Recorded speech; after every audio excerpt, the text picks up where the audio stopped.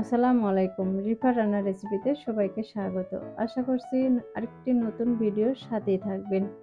আজকে তৈরি করে দেখাবো 1 কাপ ময়দা দিয়ে কিভাবে পারফেক্ট জিলাপি বানানো যায়। সেই রেসিপি আপনাদের সাথে শেয়ার করব। এই রেসিপি তৈরি করা খুবই সহজ আর খুবই অল্প উপকরণে তৈরি করা যায়। ভিডিওর শুরু থেকে শেষ পর্যন্ত না দেখলে বিশ্বাসই হবে না। তাহলে আর কথা না বাড়িয়ে চলে যাচ্ছি মূল রেসিপিতে। প্রথমে দিয়ে দিচ্ছি 1 কাপের একটু বেশি ময়দা, আর দিয়ে দিচ্ছি 2 টেবিল চামচ গুঁড়া দুধ, আর দিয়ে দিচ্ছি বেকিং সোডা আর বেকিং পাউডার মিলে হাফ চা চামচ, দিয়ে দিচ্ছি 1 টেবিল চামচ ঘি। এবার সবগুলো উপকরণ হাত দিয়ে ভালোভাবে মিশিয়ে নিব। আমি এভাবে মিশিয়ে নিচ্ছি।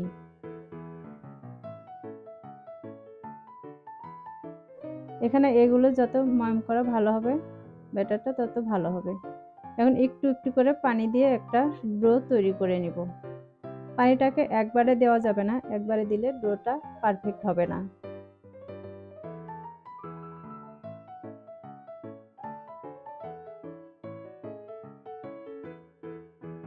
দেখতে পাচ্ছেন আমি এরকম একটা ডো তৈরি করে নিয়েছি।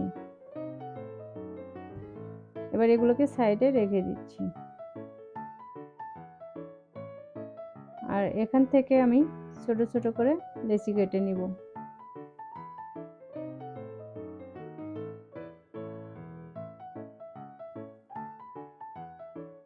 আমি এভাবে ছোট ছোট করে লেচি কেটে নিয়েছি। এখান থেকে একটা লেচি নিয়ে আমি হাত দিয়ে লম্বা করে নিচ্ছি। দেখতে পাচ্ছেন আমি কিভাবে লম্বা করে নিয়েছি। এবার জিলাপির মতো করে আমি এভাবে পেঁচিয়ে নিব। আর শেষের অংশটুকু আমি এভাবে পিছনের দিকে আটকিয়ে দিব। দেখতে পাচ্ছেন কত সুন্দর একটা জিলাপি তৈরি করে নিয়েছি। আমি এভাবে সবগুলো জিলাপি বানিয়ে নিয়েছি। এবার একটি প্যানে তেল হালকা গরম করে এর মধ্যে দিয়ে দিচ্ছি। আমি এক এক করে সবগুলো দিয়ে দিচ্ছি। এগুলো 2 থেকে 3 মিনিটের মতো ভেজে নেব। এক পাশে একটু লাল হয়ে আসলে উল্টিয়ে দিব। এবার এক এক করে আমি সবগুলো উল্টিয়ে দিচ্ছি। আমি এগুলোকে 2 থেকে 3 মিনিটের মতো ভেজে নেব।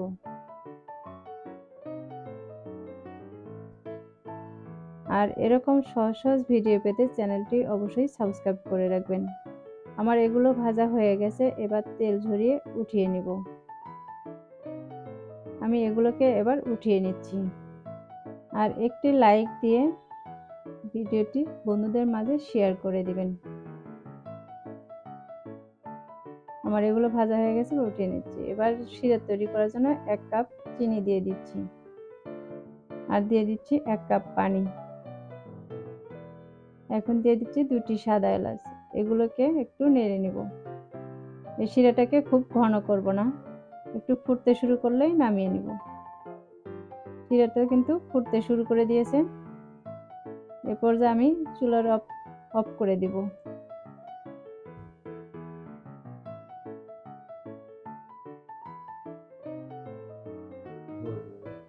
এবারে গরম শিরার মধ্যে আমি ভেজে রাখা জিলাপিগুলো দিয়ে দিব।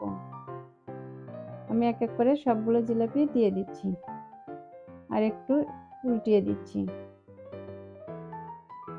যাতে দুপাশে সমানভাবে রসটা লাগিয়ে যায়।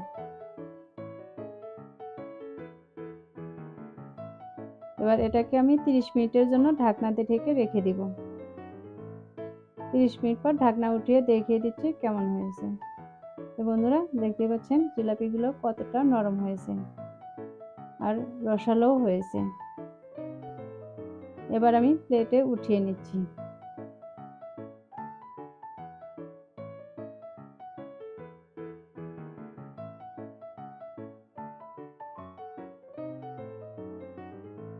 আমি এভাবে সবগুলো প্লেটে উঠিয়ে নিয়েছি। এই জিলাপিগুলো দেখে কেউ বুঝতেই পারবে না যে এটা ছানার জিলাপি না, ময়দার জিলাপি। আর আমার ভিডিওটি লাইক শেয়ার কমেন্ট করার অনুরোধ রইল। চ্যানেলটি অবশ্যই সাবস্ক্রাইব করে দিবেন। আমি এবার একটা কেটে দেখিয়ে দিচ্ছি কেমন হয়েছে। তো বন্ধুরা দেখতেই পাচ্ছেন জিলাপিটা কতটা নরম হয়েছে।